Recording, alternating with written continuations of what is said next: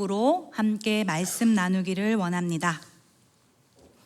지금 온 세계는 26년 북중미 월드컵의 열기로 뜨겁게 달아오르고 있는 것 같습니다. 수많은 사람들이 밤잠을 줄여가며 경기를 지켜볼 것입니다. 만약 우리가 경기장 안에 있다면 우리의 눈은 과연 어디로 향해 있을까요? 골을 넣는 사람, 승리를 결정짓는 사람, 스포트라이트를 받는 사람에게 있지는 않을까요? 관중들은 그의 이름을 외치고 카메라는 그의 세레머니를 비추면서 열광하고 언론은 다음날 그의 사진들을 일면에 실을 것입니다. 세상은 이렇듯 언제나 주인공을 주목합니다. 그러나 축구를 깊이 아는 사람들은 압니다.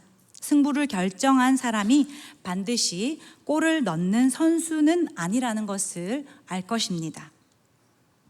누군가가 보이지 않는 곳에서 뛰었습니다. 누군가는 상대 수비수들을 끌고 다녔습니다. 누군가는 결정적인 공간을 만들었습니다. 그리고 누군가는 가장 좋은 위치에 있는 동료에게 기꺼이 공을 내줍니다. 그는 스포트라이트를 받지 못할 수도 있습니다. 그러나 그가 없었다면 그 골도 없었을 것이고 그 승리도 없었을 것입니다. 과거에 한 세계적인 미드필더 선수가 이런 말을 한 것이 기억났습니다. 제 임무는 제가 빛나는 것이 아닙니다. 우리 팀이 승리하는 것입니다. 팀의 승리와 조직을 위해서 헌신하는 리더의 책임감이 느껴지는 말일 것입니다. 그런데 사실 정직하게 우리 내면을 들여다보면 솔직히 그런 개인보다 팀의 삶을 좋아하지 않는 것이 인간의 본성입니다. 우리는 인정받고 싶습니다. 우리는 기억되고 싶습니다. 우리는 누군가의 박수 속에서 우리의 가치를 확인하고 싶어 합니다. 그래서 사람들은 평생 자신을 증명하려고 애씁니다. 성공으로 증명하려 하고, 학벌로 증명하려 하고, 재산으로 증명하려고 하고, 경력으로 증명하려고 하고, 심지어는 신앙으로도 증명하려고 합니다. 신학자이자 성직자인 아우구스티누스는 이런 인간을 가리켜 이렇게 말했습니다. 함께 읽어보실까요? 자기 자신에게로 굽어버린 존재. 네, 은혜를 받아도 나를 위해 받고 사명을 받아도 하나님 나라가 아닌 내 왕국을 위해서 사용하는 존재, 그것이 타락한 인간의 모습입니다. 그렇다면 우리 각자에게 한번 질문해 봅시다. 정말 자신을 드러내지 않고도 행복할 수 있을까요? 정말 다른 사람을 빛나게 하는 삶이 위대한 삶이 될 수 있을까요? 정말 자신의 이름이 아닌 주인의 이름만 남기는 인생이 과연 가능할까요? 오늘 창세기 24장은 그 질문에 대한 하나님의 답변을 줍니다. 놀랍게도 창세기에서 가장 긴 장에 해당되는 이 본문의 중심에는 이름조차 거의 기록되지 않는 한 사람이 나오고 있습니다. 그는 아브라함 집안의 모든 재산을 관리하는 최고 책임자였습니다. 그러나 성경은 그의 이름보다 그의 역할을 기억합니다. 그 종, 아브라함의 종. 그는 주인의 아들을 위해 신부를 찾는 사명을 받았습니다. 그리고 자신의 이름은 뒤로 감춘 채 오직 주인의 아들만 드러냅니다. 우리는 창세기 15장을 통해 그가 엘리에셀이라는 것을 압니다. 엘리에셀이란 이름의 뜻은 하나님은 나의 도움이시다 라는 뜻을 가지고 있습니다. 그가 가장 중요한 일을 멋지게 완수했지만 자신은 철저히 뒤로 물러나 있습니다. 자신의 이름은 남기지 않고 오직 자신의 주인만 드러냅니다. 바로 이것이 하나님 나라의 원리입니다. 하나님은 자신을 드러내는 사람보다 하나님 나라의 주인을 드러내는 사람을 사용하십니다. 그래서 오늘 본문은 단순한 결혼 이야기가 아닙니다. 언약의 계승 이야기입니다. 그리고 더 깊이 나아가면 창세기부터 요한계시록까지 이어지는 거대한 복음의 그림을 오늘 본문을 통해서 우리는 봐야 합니다. 오늘 우리는 이 이름 없는 종의 발걸음을 따라가면서 과연 우리의 인생이 누구를 드러내고 있는지, 그리고 하나님께서는 왜 이런 사람을 통해 당신의 언약을 이루시는지를 함께 살펴보려 합니다. 오늘 이 예배를 통해서 이름을 숨기고 주인을 드러냈던 이 종의 발자취를 따라가면서 우리 삶에 흐르는 하나님의 신실하신 은혜를 전심으로 바라보는 오늘 이 3일밤 예배가 되기를 소망합니다. 첫 번째입니다. 위기 속에서 시작되는 하나님의 섭리. 오늘 본문 창세기 24장은 깊은 위기 속에서 시작됩니다. 아브라함은 나이가 많아서 늙었고 평생의 동반자였던 사라는 이미 세상을 떠났습니다. 약속의 자녀인 이삭은 40이 되도록 아직 가정을 이루지 못했습니다. 하나님은 분명 하늘의 별과 같이 수많은 후손을 주시겠다고 약속했는데 정작 그 약속을 이어갈 아들에게는 아내가 없었습니다. 인간의 눈으로 보면 위기입니다. 대가 끊길 것 같은 절망입니다. 그러나 하나님의 눈에는 과정입니다. 하나님의 눈으로 보면 이는 위기가 아니라 하나님의 신실하심을 나타내는 과정이라는 것입니다. 우리는 살면서 하나님의 침묵을 마주할 때가 있을 것입니다. 기도가 막힌 것 같고 하나님이 계시지 않는 것 같은 깊은 외로움을 느낄 때가 있지 않습니까? 그러나 기억하십시오. 하나님의 침묵이 하나님의 부재를 의미하는 것은 아닙니다. 하나님은 침묵 속에서도 가장 바쁘게 일하고 계심을 믿으시기를 바랍니다. 그러니까 하나님의 부재 가운데서도 하나님의 임재를 경험하는 우리가 되기를 소망합니다. 아브라함은 이 사실을 믿고 확신했습니다. 그래서 종을 보내며 이렇게 말했습니다. 창세기 24장 7절을 쉬운 성경으로 한번 보겠습니다. 여호와께서는 하늘의 하나님이시다. 주께서 나를 내 아버지의 고향 내 친척의 땅에서 이끌어내셨다. 그리고 내가 이 땅을 내 자손에게 주겠다고 나에게 약속하셨다. 주께서 천사를 내 앞에 보내셔서 내 아들의 아내를 데려오는 일을 도와주실 것이다. 내가 거기서 내 아들을 위해 아내를 골라라. 아멘. 이 고백은 약속이라는 건 인간이 몸부림쳐서 지키는 것이 아니라 하나님께서 친히 지켜가신다는 확신입니다. 하나님께서 천사를 앞서서 보낼 것이다 하며 아브라함은 언약은 인간이 지키는 것이 아니라 하나님께서 반드시 지키신다라고 말하고 있는 것입니다. 우리의 인생도 돌아보면 그렇습니다. 돌아보면 여기까지 온 것은 내 능력이 아닙니다. 오늘 우리가 이 자리에 앉아서 예배 드릴 수 있는 것, 내가 잘나서가 아니라 내가 지혜로워서 여기까지 살아남은 것이 아니라 내가 하나님을 붙들었던 시간보다 하나님께서 못난 나를 붙들어 주신 시간이 훨씬 더 길었기 때문입니다. 죽을 것 같았던 순간들이 있었습니다. 다 내려놓고 포기하고 싶었던 밤도 있었을 것입니다. 그런데 우리는 오늘을 살아가고 있습니다. 왜입니까? 하나님의 섭리가 우리를 붙들었기 때문입니다. 십자가 구원의 역사도 마찬가지입니다. 아담도 노아도 아브라함도 모세도 다 인간이고 연약했고 실패도 있었습니다. 그러나 그들은 하나님의 섭리 안에 있었고 그들을 붙드시는 하나님은 완전하시다는 것을 기억하시기를 바랍니다. 인간의 끊임없는 실패 속에서도 하나님은 신실하게 약속을 지키셔서 하나님의 섭리 속에 결국 독생자 예수 그리스도를 이 땅 가운데 보내셨습니다. 그래서 복음은 인간의 성공담이 아닙니다. 하나님의 지독한 신실하심의 이야기입니다. 그렇게 성도는 자기 인생을 자랑할 수 없습니다. 오직 하나님의 은혜만 자랑해야 합니다. 성도는 자기 자신을 자랑해서는 안 됩니다. 자기 성공 경험을 늘어놓으면 안 됩니다. 오직 십자가만 자랑해야 합니다.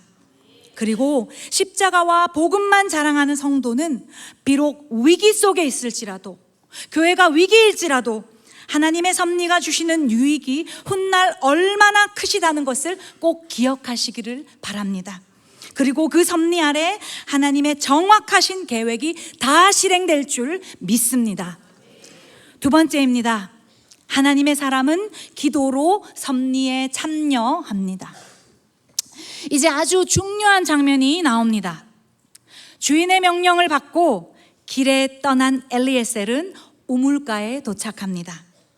그런데 그 하나님의 신실하신 섭리를 믿는 종이 한 행동이 어떤 행동이었을까요? 창세기 24장 12절입니다.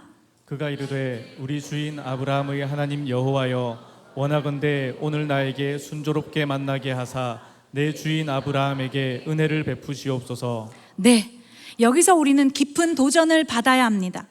엘리에셀은 아브라함 집의 모든 소유를 맡고 있었던 베테랑이었습니다. 경험도 풍부했고 연륜도 어느 정도 있으며 지식도 있는 아주 노련한 사람입니다. 그러나 그는 자신의 경험보다 가장 먼저 하나님 앞에 무릎 꿇었습니다. 기도가 먼저였습니다. 오늘날 우리의 모습을 한번 봅시다. 우리는 반대이진 않을까요?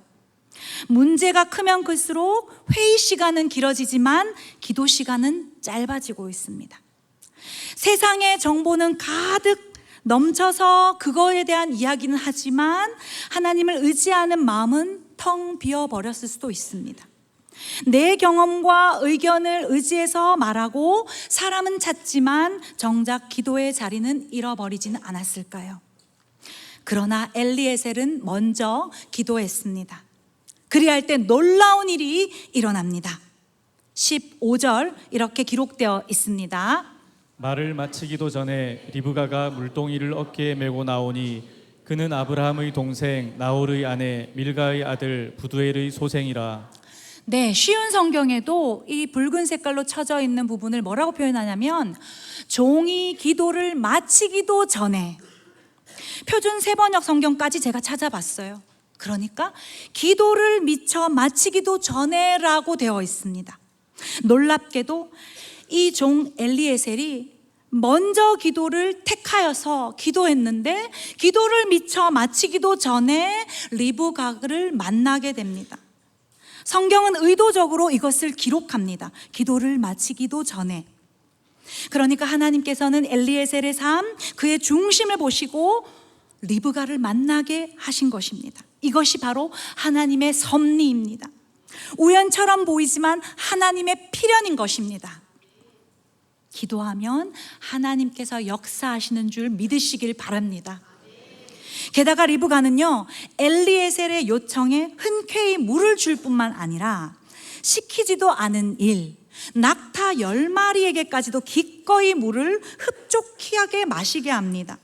한 마리도 아니고 낙타 10마리가 마시는 물의 양은 엄청난 양입니다. 엄청난 노동입니다. 그 여인의 몸으로 그 물동이를 수십 번 날라야 하는 고된 노동입니다. 그런데 하나님께서는 이 리브가 역시도 그녀의 화려한 외모를 보신 것이 아니라 그 중심에 있는 섬김의 성품과 순수한 충성됨을 보고 계셨던 것입니다. 하나님은 지금도 그러하십니다. 세상은 능력과 스펙을 봅니다. 그러나 하나님은 중심을 보십니다. 세상은 조건을 봅니다. 그러나 하나님은 전심과 충성을 보십니다. 세상은 외모를 봅니다. 그러나 하나님께서는 진심과 진실됨을 보십니다.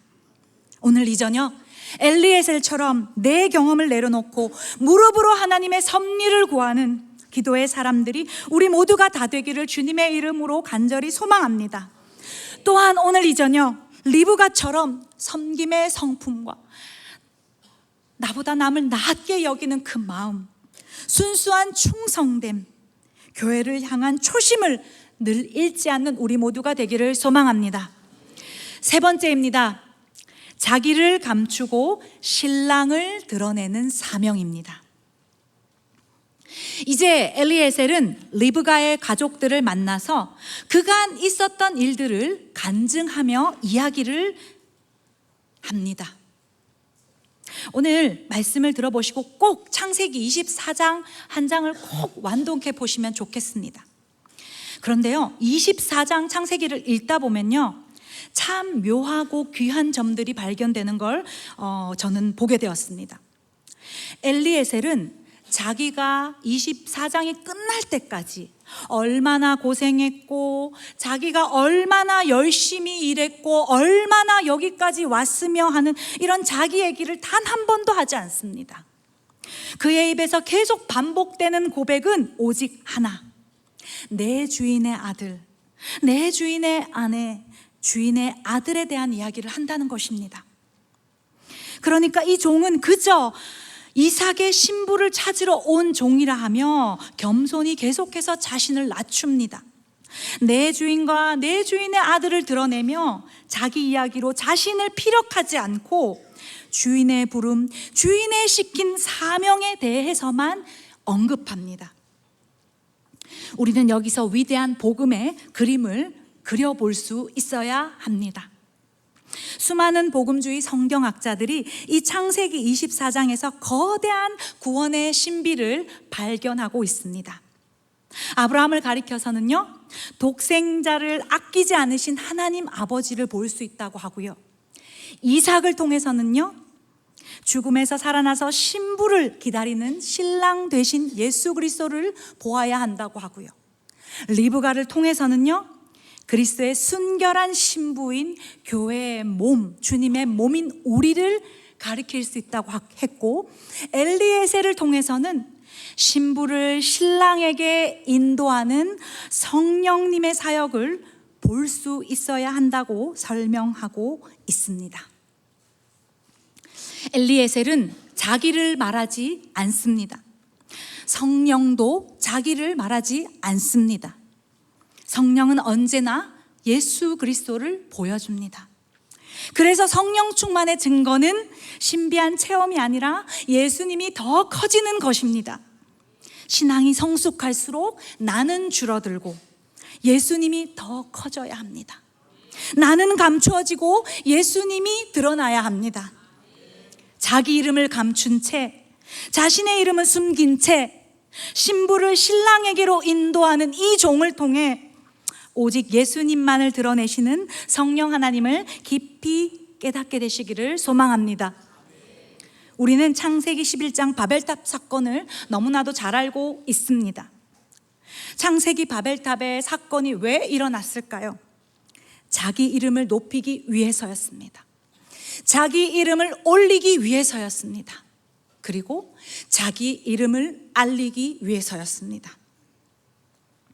그러니까 성령 충만한 그리스도인의 진짜 증거는 은사를 내세우고 내 목소리가 커지는 것이 아닙니다. 성령이 충만해지면 내 이름은 사라지고 내 삶에서 예수 그리스도만 드러나야 된다는 것입니다. 그렇다면 우리 한번 각자에게 질문해 봅시다. 나는 신앙이 성숙한 성도일까요? 나는 감추어지고 예수만 드러나고 있을까요? 또 내가 교제하시는 분들은 자기 이름을 드러내는 사람일까요? 예수가 나타나는 사람일까요? 우리 모두가 나는 줄어들고 예수님만 커지기를 소망합니다. 엘리에셀은 철저히 자신을 감추고 주인을 드러내는 사명을 감당하였습니다. 엘리에셀처럼 철저히 주인의 아들을 드러내는 삶, 그것이 성령 충만한 성도의 사명인 줄 믿으시기를 바랍니다. 네 번째입니다. 보지 못한 신랑을 믿음으로 따라가다. 이제 리브가의 모습도 함께 살펴보고 나누기를 원하는데요, 우리는 리브가를 통해서 주님의 몸인 우리의 모습을 깊이 들여다볼 수 있어야 합니다. 리브가의 결단의 모습은 엘리에셀과 마찬가지로 아주 중요한 태도입니다. 리브가는 그전까지 한 번도 이삭을 본 적이 없습니다. 사진도 없었습니다. 음성도 들은 적이 없습니다. 그런데 갑니다. 왜일까요? 오직 주인의 종이 전해준 증언만 들었을 뿐입니다. 그리고 믿었습니다. 리브가는 그대로 신뢰했습니다. 가족들이 며칠만 리브가 더 있다가 가 라고 했음에도 불구하고 리브가는 단호하게 대답합니다. 창세기 28장 58절입니다. 리브가를 불러 그에게 이르되 내가 이 사람과 함께 가려느냐? 그가 대답하되 가겠나이다. 네, 여기 가겠나이다 라는 이 짧은 한마디가 창세기 24장의 심장이라고도 할 수 있습니다. 믿음은 다 보고 다 이해하고 난 후에 가는 것이 아닙니다. 약속하신 분을 신뢰하기 때문에 가는 것입니다. 두려워도 약속하신 분을 믿기 때문에, 오롯이 하나님 때문에 한 걸음을 내딛는 것입니다. 부족하지만 저희 가정이 예수님께 인생을 드리기로 결단했을 때 정말 많이 포기할 수 없도록 하는 수많은 제한들이 있었습니다. 주님을 위해 기꺼이 다 내려놓았지만 주변에서 들리는 소리는 숱한 반대와 연단의 소리들이었습니다. 그럼에도 뒤돌아보지 않고 여전히 갈 수 있는 것은 약속하신 하나님만 믿고 따라가기 때문입니다. 그리고 그 하나님께서 과거의 시절보다 지금은 더 많은 걸 누리게 하시고 더 많은 것을 보게 하시며 교회와 담임 목사님 네 분을 통해서 더 귀한 것을 배우게 하십니다. 우리는 성육신 하신 예수님을 보지 못했습니다. 천국에 직접 가본 것도 아닙니다. 그러나 믿습니다. 왜입니까? 성령께서 말씀을 통해 우리 마음에 예수가 그리스도이자 참 구원자이심을 증거해 주셨기 때문입니다. 그래서 교회는 리브가와 같습니다. 우리는 주님의 신부입니다. 신랑을 보지 못했으나 사랑하고, 신랑을 보지 못했으나 기다리며, 신랑을 보지 못했으나 순종하며 따라가는 것입니다. 리브가가 집을 떠나 이삭에게로 가는 길은 멀고 험한 광야길이었습니다. 얼마나 두려웠을까요? 정든 가족과 형제를 떠나야 했습니다. 익숙한 환경을 떠나야 했습니다. 미래도 알 수 없었습니다. 그러나 그 곁에는 베테랑인 종인 엘리에셀이 함께하며 끝까지 인도합니다. 그것이 교회와 성령님의 함께함입니다. 주님의 몸인 우리는 철저히 성령과 연합해야 합니다.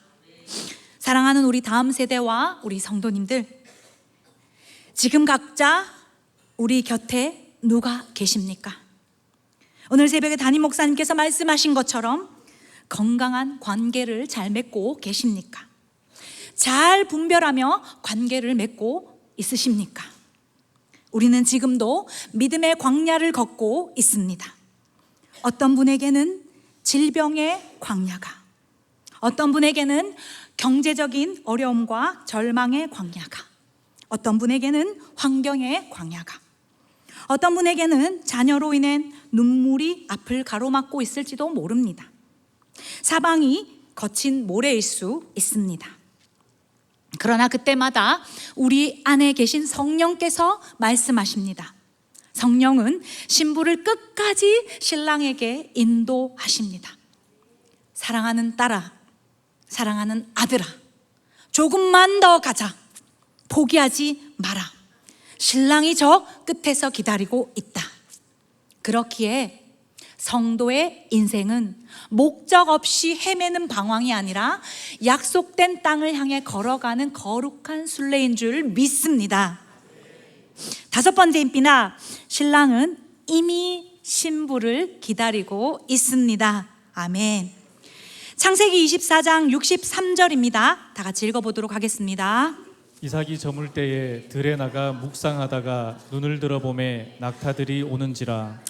네, 마침내 저물어 가는 저녁에 리브가가 저 멀리 들판을 거닐던 이삭을 만나게 되었습니다. 드디어 긴 광야의 길 끝에 성경은 이삭이 들에 나가 묵상하다가라고 되어 있고 눈을 들어서 낙타들을 보게 되었다고 되어 있습니다. 이 장면은 참 아름다운 장면인 것 같습니다.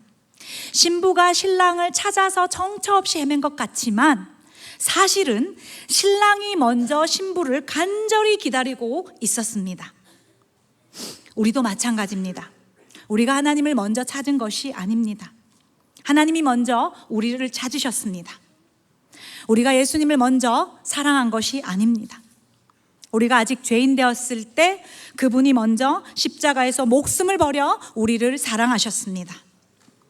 그래서 십자가는 이미 나를 기다린 증거입니다. 또 여전히 나를 기다립니다. 우리가 태어나기 전에, 우리가 회개하기 전에, 우리가 믿기 전에 그리스도께서 우리를 먼저 사랑하셨다는 것을 기억하시길 바랍니다. 이제 오늘 본문의 마지막 절, 마지막 장면입니다. 창세기 24장 67절 다 같이 읽어보겠습니다. 이삭이 리브가를 인도하여 그의 어머니 사라의 장막으로 드리고 그를 맞이하여 아내로 삼고 사랑하였으니 이삭이 그의 어머니를 장례한 후에 위로를 얻었더라. 아멘. 마침내 이삭과 리브가가 만나서 장막으로 들어갑니다. 예수님과 교회가 진정으로 연합하는 장면입니다. 신랑 대신 예수님과 신부인 우리가 연합하는 것을 말하고 있습니다. 그리고 그 위대한 일을 감당했던 종은 소리 소문 없이 무대 뒤로 사라집니다. 성령께서 우리를 위해서 말할 수 없는 탄식으로 계속해서 친히 중보하신다는 것입니다. 종은 뒤로 물러납니다. 종은 사라지고 오직 신랑과 신부의 아름다운 연합만 남습니다.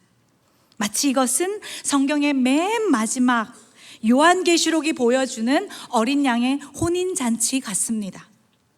지금은 비록 보지 못하고 믿어야 하는 믿음의 시대이지만 그날은 예수 그리스도의 얼굴과 우리의 얼굴을 마주보는 만남의 시대가 될 것입니다.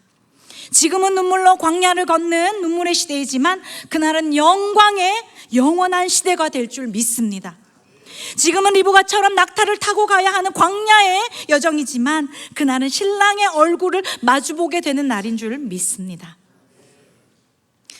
우리는 오늘 두 인물을 봅니다. 그리고 알게 되었습니다. 하나님의 섭리를 신뢰하며 기도로 인생의 위기를 돌파한 아브라함의 종, 자신의 이름을 지우고 오직 주님과 신랑만을 드러낸 사명자 엘리에셀, 그리고 보지 못한 신랑의 신실함을 믿고 과감히 광야로 발걸음을 옮긴 리브가. 이 모습은 사실 예수 그리스도 안에서 모두 하나로 엮어집니다. 참되신 하나님의 종으로 이 땅에 오신 예수 그리스도만 이제 우리는 바라봐야 합니다. 그분은 하나님의 뜻을 행하러 오셨고 자신의 유익을 구하지 않으셨습니다. 오히려 자신의 생명을 십자가에 내어주심으로 더럽고 추악한, 오늘 고백했던 것처럼 아무런 자격 없는 우리를 거룩한 신부로 단장시켜 주셨습니다. 그래서 십자가는 신랑 되신 예수께서 우리를 향해서 내가 너를 영원히 책임지겠다라고 하신 피 묻은 청원서입니다. 마틴 로이드 존스 목사님은 이렇게 말했습니다. 우리 함께 읽어볼까요? 복음은 우리가 무엇을 해야 하는가가 아니라 하나님이 그리스도 안에서 우리를 위해 무엇을 행하셨는가를 선포하는 것이다. 네, 이제 말씀 마무리하겠습니다. 내가 주인공이 되려는 이 필요한 노력이 있었다면 이제 멈춥시다. 내 이름을 드러내다가 상처받는 그 자아를 이제는 십자가에 못 박읍시다. 최근 강단에서 흘러나오는 메시지를 통해서 우리 모든 성도님들이 교회와 함께 담임 목사님 네 분과 함께 뜻을 맞추기를 원합니다. 기도하게 되면 성령께서 그 뜻을 알려주실 것입니다. 기도하지 않아서가 문제입니다. 기도를 하면서 하나님 아버지의 마음을 구하고 교회의 뜻을 구하면 반드시 성령께서 알려주실 것입니다. 우리는 주인을 드러내는 사람입니다. 예수님을 드러내야 되는 사람입니다. 그것이 바로 제자인 줄 믿습니다. 교회를 통한 하나님의 뜻을 드러내야 합니다. 그렇기에 우리 각자 인생의 무대 위에서 내가 퇴장하고 예수님과 교회가 나타날 때 비로소 찬란한 복음의 빛이 우리의 삶을 관통하게 될 줄 믿습니다. 이번 남은 한 주간 보지 못했으나 날 사랑하시는 그 신랑 되신 예수 그리스도의 음성을 기억하며 내게 주어진 삶의 자리에서 자기를 감추고 주인의 영광만을 드러내는 신실한 종이자 영광스러운 신부로 걸어가는 우리 모든 다음 세대와 드림에 있는 우리 모든 성도님, 또 다음 세대가 다 되시기를 주님의 이름으로 간절히 소망합니다. 우리 함께 찬양하겠습니다.